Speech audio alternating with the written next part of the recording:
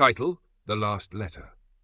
A young man named Arjun lived in a quiet town by the river, where the sunsets painted the skies orange and red every evening. Arjun was a writer, and his life revolved around words.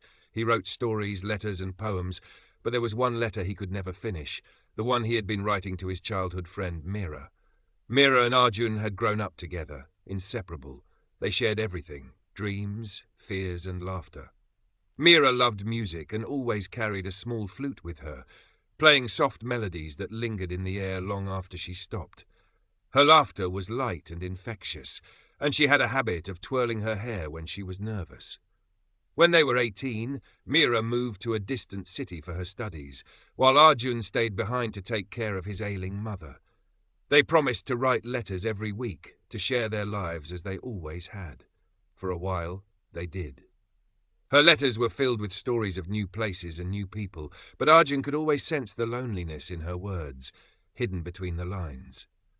One day, her letters stopped. Months passed, and Arjun's heart grew heavy with worry. He wrote letter after letter, but none were answered. He went to the post office every week, hoping for news, but there was nothing. People told him to move on, that life in the city might have swept Meera away into a world too busy for old friendships. But Arjun couldn't forget her. Every night he sat by the river with his notebook, trying to write her one last letter, a letter that would capture all the things he wanted to say, the questions he never dared to ask, and the emptiness her absence had left behind. But the words never felt right. Years went by. Arjun grew older, his hair greying at the edges, but he never stopped waiting. One summer, he received a letter addressed in unfamiliar handwriting. It was from Meera's younger brother, Rohan. The letter was brief but heavy. "Dear Arjun, I don't know if Meera ever told you, but she was unwell. She battled an illness quietly for years, never wanting to burden anyone, especially you. She passed away 6 years ago, but before she left, she asked me to send you this.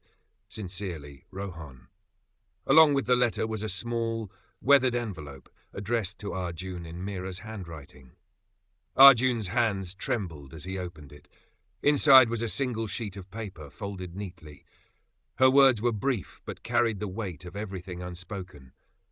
"Dear Arjun, I'm sorry for disappearing. I didn't want you to see me like this, and I didn't want my illness to define our memories. I've kept every letter you sent, and they brought me more comfort than you'll ever know.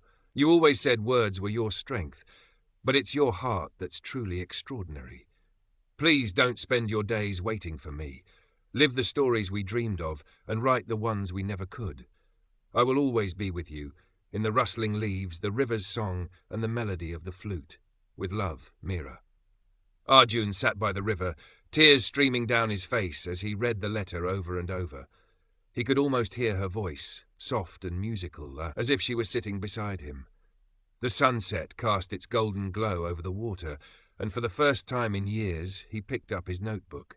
He began to write, not a letter this time, but a story.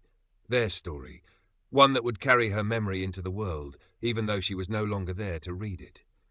And as the first stars appeared in the evening sky, Arjun felt a bittersweet sense of peace. He had found his words at last, but he had lost the person who inspired them forever.